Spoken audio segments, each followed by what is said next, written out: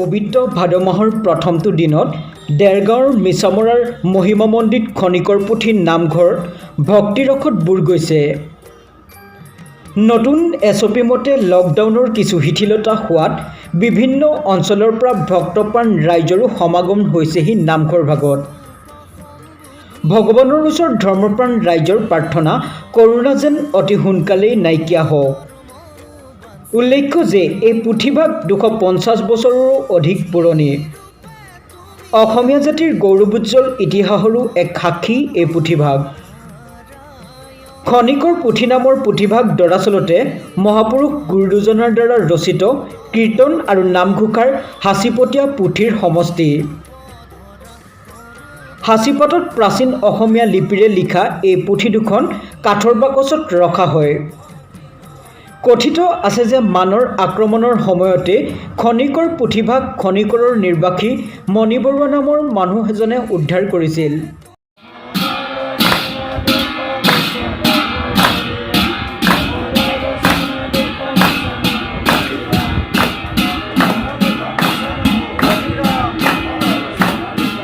এছঅপিত কিছু শিথিলতা আহিছে দেখা গৈছে যে ভক্তৰ সমাগম হৈছে, কি জনাব আপুনি?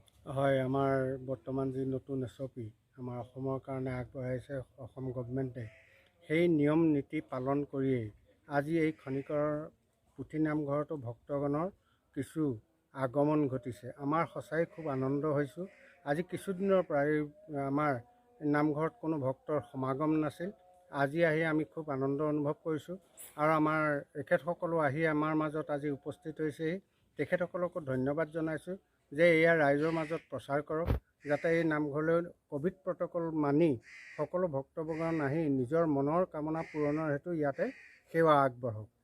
ইতিহাস সম্পৰ্কে অকণমান কওকচোন। হয়, আমি ইতিহাস বুলিবলৈ ক'লে বহুত দীঘলীয়া, তথাপিতো আমি চমুকৈ বৰ্ণনা কৰিছোঁ। এই খনিকৰৰ পুথিভাগি হ'ল খনিকৰৰ গাঁৱত পুথিভাগ আছে কাৰণে ইয়াক খনিকৰৰ পুথি বুলি কয়। এই পুথিভাগি আহিছিল হয়তো গুৰুজনাৰ দিনতে লিখিত। মানবিলাকে আমাৰ এই অঞ্চল আক্ৰমণ কৰা লুটপাট কৰাৰ সময়ত এই পুথিভাগি ক'ৰবাৰ পৰা আনি আমাৰ এই পুৰুষৰ হাতত দিছিলে। তেতিয়াৰ পৰা পুথিভাগি আমাৰ পৰিয়ালবৰ্গই লালন পালন কৰি আহিছে। লাহে লাহে তাৰ কিছু মাহাত্ম্য প্ৰকাশৰ পাছত এটি গোসাঁইঘৰ সাজি তাতে সেৱা সৎকাৰ কৰিবলৈ ল'লে আৰু কোনো মানুহে শৰাই সঁফুৰা দি তাতে সেৱা আগবঢ়াবলৈ ল'লে।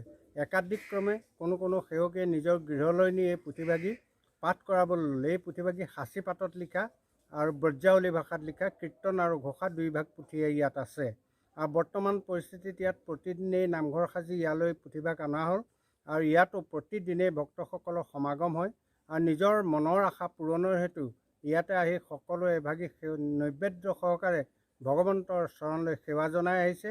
এয়া প্ৰথা চলি আহিছে আৰু এই পুথিভাগিও গোটেই অসমলৈ বিভিন্ন স্থানলৈ প্ৰতিদিনে নি নাম কীৰ্তন কৰে। সেয়াও বৰ্তমানলৈকে চলি আছে। কিন্তু এই দেশত যি কৰোণাৰ পৰিস্থিতিৰ সৃষ্টি হৈছিল তাৰ সেই সময়ত আমাৰ পুথিভাগি হয়তো ক'লৈকো যাব পৰা নাই। যিসকলে কোনো পাৰ্মিশ্যন উলিয়াব পাৰিছে তেখেতসকলে কৰি আছিল, কিন্তু এই মাহৰ পৰা পুনৰ প্ৰচলন হ'ব।